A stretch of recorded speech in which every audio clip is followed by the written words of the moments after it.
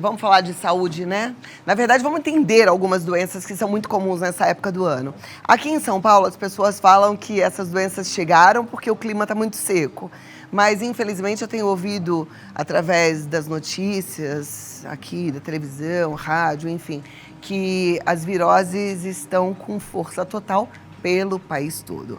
Agora, grande lance é a gente entender até que ponto é uma virose, que o vírus tem lá o seu ciclo, quando começa a ser uma infecção bacteriana, quando é necessário o uso de um antibiótico, né? E a gente diferenciar também o que é um resfriado, o que é uma gripe, o que é uma rinite, o que é uma sinusite.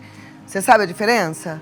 Então a gente vai aprender com quem entende. Eu hoje recebo o otorrinolaringologista Dr. Fernando Balsalobre, e é ele que vai explicar todos esses detalhes pra gente. Seja bem-vindo, doutor. Assim, hoje só toquinho, né? Vamos sentar aqui.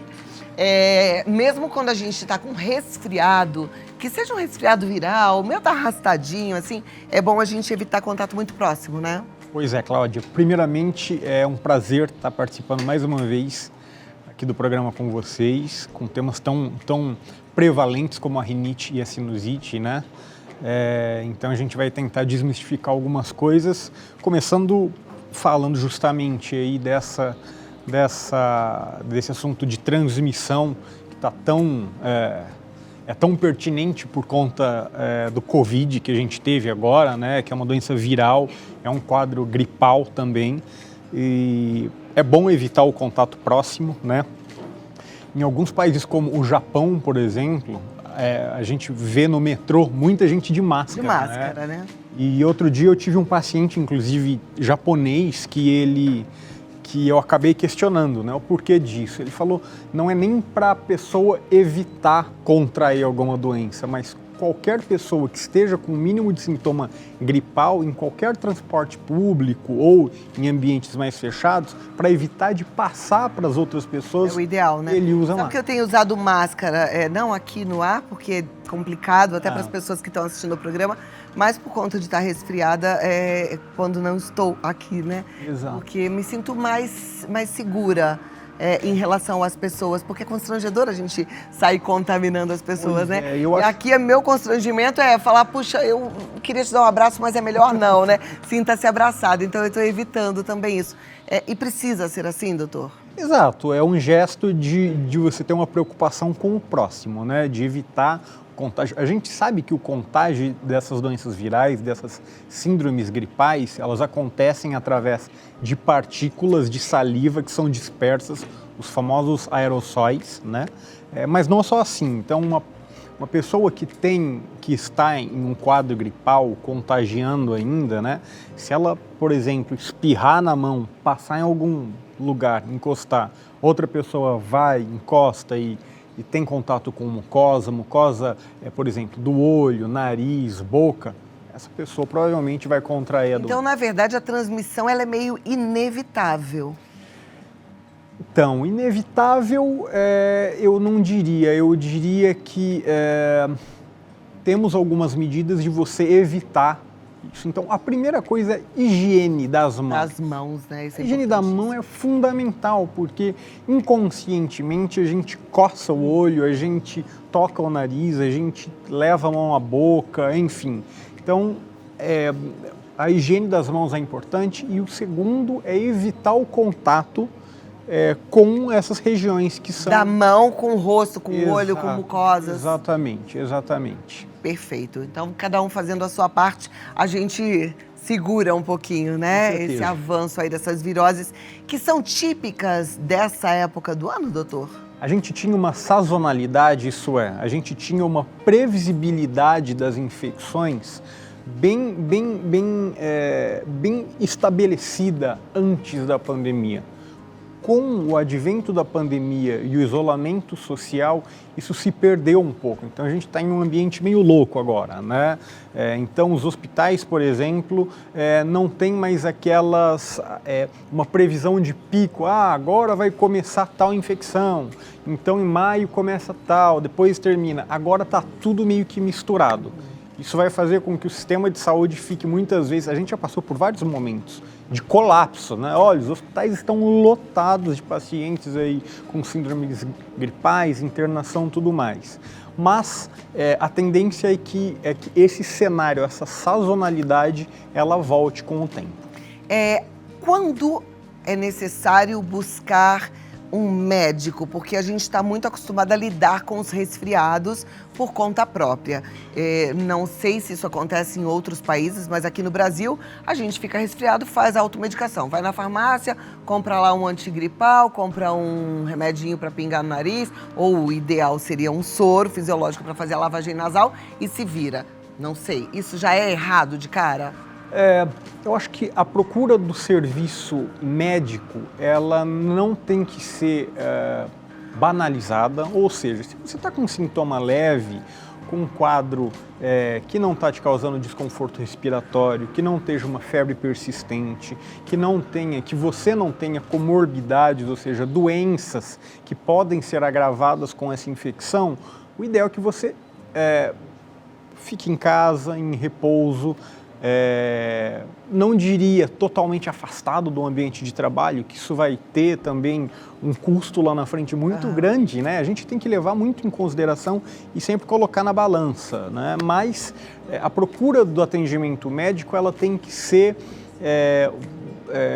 direcionada para esses pacientes que têm algum fator de risco ou que estejam com sintomas preocupantes, como queda de saturação, febre persistente, falta de ar. Porque imagina, se para cada resfriadinho nosso, a gente já ir no médico, a gente vai colapsar o sistema de saúde, aumentar a fila de procura dos pronto-atendimentos, e isso vai fazer com que os pacientes que de fato precisem de um atendimento de urgência e de emergência fiquem mais tempo esperando e talvez não sejam atendidas no devido tempo. Então, no caso de febre... Falta de ar. Queda de saturação. Hoje todo mundo tem em casa aqueles aparelhinhos de saturação, né? Ou que tem algum problema de saúde mais importante. Um paciente transplantado, é um paciente que já tem um quadro pulmonar, uma asma, um DPOC. Esse paciente precisa ficar atento, porque Fora isso, como é que seria o tratamento ideal em casa, para quem não vai buscar aí ajuda médica? Primeira coisa, hidratação, Cláudia. Beber bastante água, tentar se alimentar adequadamente. Não está legal, está com o corpo mole, está com aquele quadro inicial, repouso, né? Teve febre, teve algum quadro mais... Você pode tomar um analgésico, hoje nós temos alguns analgésicos no mercado que, né? A lavagem nasal, sim, para tirar a secreção do nariz e evitar como complicação, por exemplo, uma sinusite, isso tem eficácia, né? E observar a evolução do quadro, porque o que mata o vírus vai ser o teu próprio corpo. Não é um remédio que vai matar o vírus, nem que vai encurtar esse ciclo. A gente está lidando com sintomáticos. São medicações que vão melhorar os sintomas que incomodam aquele paciente. Que seriam esses antigripais que vendem livremente nas farmácias? Exatamente. Eles são bons, funcionam, ou o ideal é não usar? Não, eles são bons. São medicações que já estão bem estabelecidas, que têm bastante trabalho e tudo mais, e que têm uma boa eficiência no controle de sintomas gripais. Então, é mais para o conforto do paciente. Exatamente, justamente. Tirar a dor no corpo, tirar o nariz entupido. Nasal, exato. Perfeito. Bom, temos um momento aí de tela, que é com a sua participação. Então, manda sua pergunta, porque já já o doutor vai tirar todas as dúvidas, tá? Então, eu quero que você mande. Você falou de sinusite. Um resfriado vira uma sinusite? Ou uma sinusite, ela começa por si só, outro vírus ou outra bactéria? Como é que é isso? Legal. Para a gente falar sobre isso, a gente precisa entender o que é uma sinusite. Os seios da face, ou os sinos, né, são cavitações que a gente possui no rosto. Então a gente tem o seio maxilar, o seio frontal, o etimoide e o esfenoide, que fica lá no fundo do nariz, já quase em contato com a base do crânio nosso, tá bom?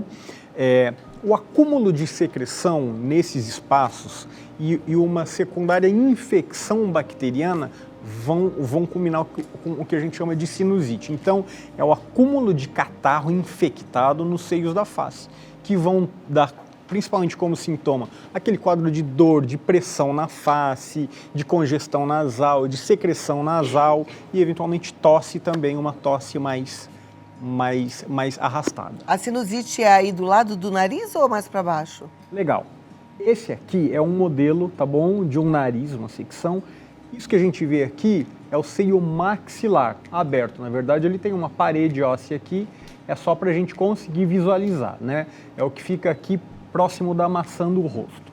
Quando a gente olha da face interna, aqui a gente vê o seio frontal, que é esse seio que vai estar na nossa testa, e o esfenoide aqui no fundo, onde eu falei que fica próximo, aqui em cima já é cérebro, né? Então a gente vê na proximidade que sinusites complicadas podem dar meningite, pode dar complicações intracranianas inclusive, tá?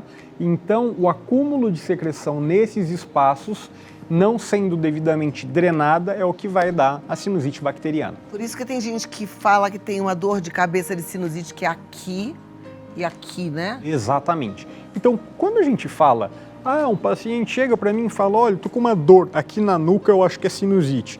Poxa, isso não é sinusite por definição, porque a gente não tem seio paranasal aqui na nuca, entende? Então, é uma dor de cabeça bem típica. Quem tem sinusite geralmente sabe classificar muito bem a dor da sinusite. Poxa, é uma dor em pressão, parece que está aumentando a pressão aqui no rosto, sente um edema, um inchaço da cavidade nasal, piora quando abaixa, tem uma descarga purulenta de secreção ou um nariz muito congesto. Interessante. A minha filha fala assim quando ela acha que está com sinusite. Não, eu sei que eu estou com sinusite, porque eu já estou sentindo a dor no maxilar. Que a minha sinusite começa com uma dor no maxilar. Existe isso? O maxilar a gente pega toda essa região aqui, né, da maçã do rosto. Uhum. Então, quando acumula secreção nesse espaço e essa secreção, ela infecta, ela dá o que a gente chama de sinusite bacteriana, o que é bastante comum nessa região do seio maxilar. Eu tenho agora um fake olfato, ou seja, hora de tirar dúvidas e depois a gente vai para a sua pergunta. E aí tem perguntas e respostas, tá bom? Legal. Doutora, a sinusite é sempre causada por infecções bacterianas? Não, nem sempre. A maioria, por sinal, é causado por vírus. Então, quando a gente pega um resfriado, uma nasofaringite, aumenta a secreção ainda não contaminada por bactéria, pode dar sintoma sinusal também. A infecção bacteriana costuma ser uma infecção que vem depois dessa infecção viral, então acumula catarro e depois essa secreção funciona como um meio de cultura, Cláudia. Essa secreção, esse catarro depois infecta por bactéria, então a maioria das sinusites elas são infecções virais. O que é mais perigoso, uma infecção viral ou uma infecção bacteriana? Potencialmente pior as infecções bacterianas, né? Isso porque pode dar inclusive o que a gente chama de bacteremia ou complicações, como eu disse, uma meningite bacteriana, pode dar abscessos, que são coleções de pus dentro do cérebro, dentro do sistema nervoso central, complicações orbitárias, então do olho, inclusive levando à cegueira, né? Então a sinusite ela pode complicar com esse tipo de coisa, principalmente as bacterianas. Tá, joia. Vamos lá, então, sinusite é sempre causada por infecções bacterianas? Fake. Pode ser viral também. A sinusite é sempre acompanhada de dor facial intensa, doutor? A dor facial é um dos sintomas que pode ser atribuída à sinusite, mas nem sempre a gente tem dor facial intensa. Quando a gente fala em criança, inclusive, a dor ela vai ser muito pouco presente, ela vai ser substituída geralmente pela tosse. A tosse é mais marcante na criança como um sinal aí de sinusite do que a dor. E no adulto também. Mas tem dois sintomas principais quando a gente pensa em sinusite: nariz muito entupido e ou secreção nasal, descarga nasal importante. Esses são dois sintomas mandatórios quando a gente pensa em sinusite bacteriana. Então, ok, a sinusite não é sempre acompanhada de dor facial intensa, fake, tá? A rinite é causa comum de congestão nasal? Sim, a rinite, que é uma inflamação da cavidade nasal, que pode ou não ser alérgica, ela vai levar a um inchaço da nossa cavidade nasal por dentro e é sim uma das principais causas de congestão nasal. Então é fato. Ela pode ser alérgica ou não alérgica. E quando é não alérgica, ela acontece por qual motivo? Quando você tem contato, por exemplo, com um produto de limpeza e você sente aqueles sintomas irritativos nasais, essa é uma alérgica. rinite não alérgica. Por quê? Porque você não tem substrato, que eu falo, alérgeno para desencadear o processo de alergia. É diferente, por exemplo, uma rinite causada por pelo de cão, um exemplo, ou por pólen, ou por pó, poeira doméstica, que você inala e aquelas partículas desencadeiam uma resposta inflamatória. Essa rinite causada por produto de limpeza, fumaça de cigarro, ela é muito mais irritativa da cavidade nasal do que necessariamente envolve um processo alérgico, que é imunomediado. Tem um processo todo envolvendo uma cascata de alergia. Então a rinite ela pode ser alérgica ou não alérgica. Mas isso não quer dizer que uma é mais grave do que a outra, tá? Sintomas são parecidos. Uma rinite, normalmente, ela é passageira. Eu tenho rinite alérgica. Então, se eu tô num lugar, por exemplo, que tenha gatos, eu tenho muita alergia a pelo de gato, já vou ter a congestão nasal, vou começar a espirrar, meu olho vai coçar muito, vai inchar, e aí eu vou tomar um antialérgico e provavelmente, depois de umas 2 horas, eu vou estar melhor. É uma sempre pergunta assim? Interessante, porque a rinite ela não tem cura. A rinite ela tem controle. A rinite é uma doença crônica, Cláudia. É igual um diabetes, é igual uma hipertensão. Você não vai conseguir curar a rinite. Então não adianta, por exemplo, procurar um alergista, fazer um monte de vacina para rinite? Sim, é uma das maneiras de você controlar a rinite. Mas não vai curar. Não vai curar, exatamente. Você controla a doença. Controla para não ter por um tempo. Exatamente. Para se passar mais as crises. Exato. Você consegue melhorar sintomas, mas não necessariamente curar ela. Numa crise de rinite, a nossa imunidade cai? Te pergunto isso porque, até pensando agora no resfriado que eu peguei. Eu tive uma crise de rinite pontual e aí no dia seguinte eu acordei resfriada. Não, eu acho que não tem tanta relação. Talvez exista um fator confusional de que eu tive uma rinite e no dia seguinte eu tive um resfriado. Talvez essa rinite tenha sido o início de um resfriado, porque o tipo de sintoma ele se interpõe. É comum a gente confundir rinite com o início de um resfriado, entendeu? Porque ambos causam congestão nasal, enfim. Perfeito. Então, sim, rinite causa congestão nasal. Sinusite crônica pode precisar de cirurgia? Fake ou fato? Pode precisar de cirurgia. Pode. Pode. É fato.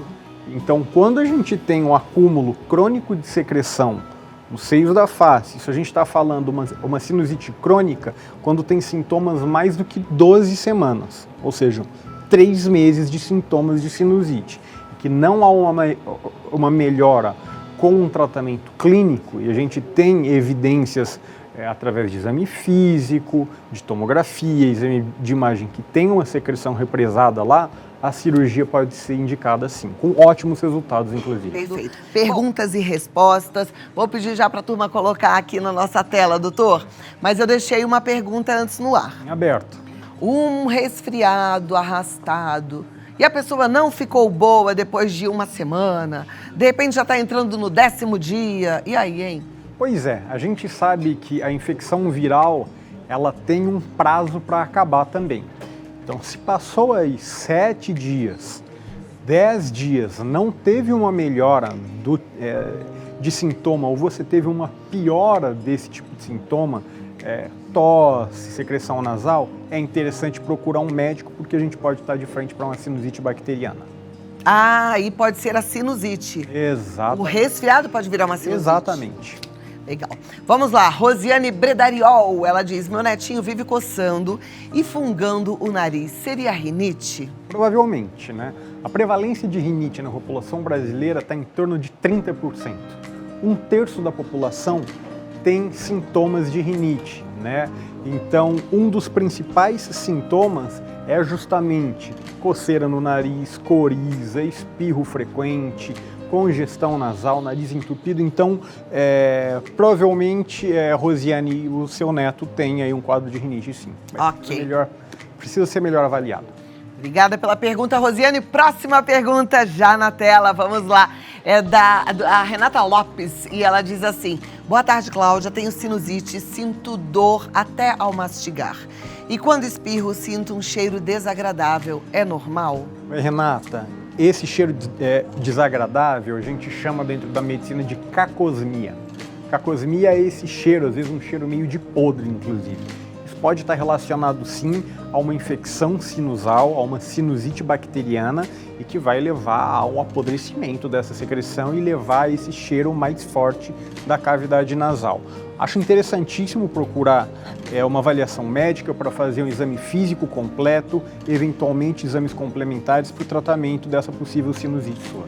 E precisa tratar, né? Lembra que o Dr. Fernando mostrou ali no modelo do crânio, que ali fica muito pertinho do cérebro, isso tudo pode ocasionar até uma meningite, né? Claro que a gente está aqui pensando lá na frente, mas não fica assim, sabe, arrastando um sintoma desses desagradáveis. Imagina, você sente dor até ao mastigar e espirra, sente um mau cheiro, cuida de você, tá bom? Próxima pergunta. Obrigada, Renata, pela sua participação. É da Vilma Bassetti. Minha filha diz: não posso sentir esse cheiro ou ir a tal lugar que ataca a minha rinite. Isso é normal ou pode ser psicológico também? Rinite é hereditário? Somos eu, 2 filhas e uma neta. Todos temos rinite. É uma pergunta interessante porque remete àquilo que a gente falou anteriormente, né? Cheiros muito fortes, produtos de limpeza, fumaça de cigarro, de queimada, isso tudo pode desencadear uma rinite, que pode não ser alérgica, mas que tem sintomas tão parecidos ou tão piores se comparados à rinite alérgica. Então, sim. A segunda pergunta é se a rinite é hereditária ou não. Tem um componente hereditário muito importante, tá? Então, nós sabemos aí que pais que têm rinite, a chance do filho ter rinite é mais de 80% de chance. Então, é uma pergunta que eu faço com frequência no meu consultório, quando levam uma criança. Vocês têm rinite? Ah, eu tenho super rinite, eu também tenho. Então, a chance daquela criança ter é muito alta também. Então, tem um componente hereditário, sim. Ela pergunta se é psicológico. Eu acho que não. Assim, vou dar minha opinião de quem também tem rinite. A gente acaba aprendendo, né? Eu sei que tem lugares que eu já fui e que eu vou ter rinite se eu ficar muito tempo, né? Tem casas de pessoas que eu sei que eu só posso entrar, cumprimentar, ficar um pouquinho e eu tenho que ir embora logo, porque senão vai atacar. Casa que tem gato, para mim é complicado, porque realmente tenho muita alergia. Então, a gente fica sabendo o que... Vou arrumar armário, gente, por mais que o meu armário seja super organizado, deixo sempre arejando, eu tenho que colocar máscara, porque senão eu vou ter rinite. Justamente. Né? A Samara Baiense. Boa tarde, sou mãe de um bebê de 3 meses de vida. Gostaria de saber se pessoas ou até mesmo crianças com rinite ou sinusite podem passar para o bebê estando na mesma casa. Não, se a gente for pensar em um resfriado, em um quadro infeccioso, isso pode passar. Mas pensando em passar a sinusite diretamente, isso não acontece. Tá, porque é uma bactéria e aí a transmissão não acontece, é isso? Geralmente é uma infecção viral que começa com um quadro de resfriado, de gripe. Essa pode sim passar, obviamente. Mas a sinusite, eu tô com sinusite, eu vou passar para o meu filho a sinusite. Isso não acontece. Tá joia.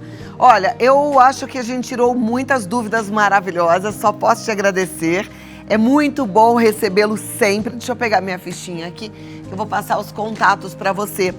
Dr. Fernando Balsalobre, ele está na clinicaprimare.com.br, é o site, clinicaprimare.com.br. Lá tem bastante informação, né? E o Instagram é dr.fernandobalsalobre, segue lá, dr.fernandobalsalobre. E se você quiser marcar uma consulta, é o 11 9 3765 1080. 11 9 3765 1080. E eu tenho certeza que você vai ser extremamente bem atendida, bem atendido, tá? Tá aí um médico maravilhoso. Muito obrigado, Cláudia. Eu é que agradeço, doutor. Foi um grande prazer participar. Muito obrigada e até a próxima.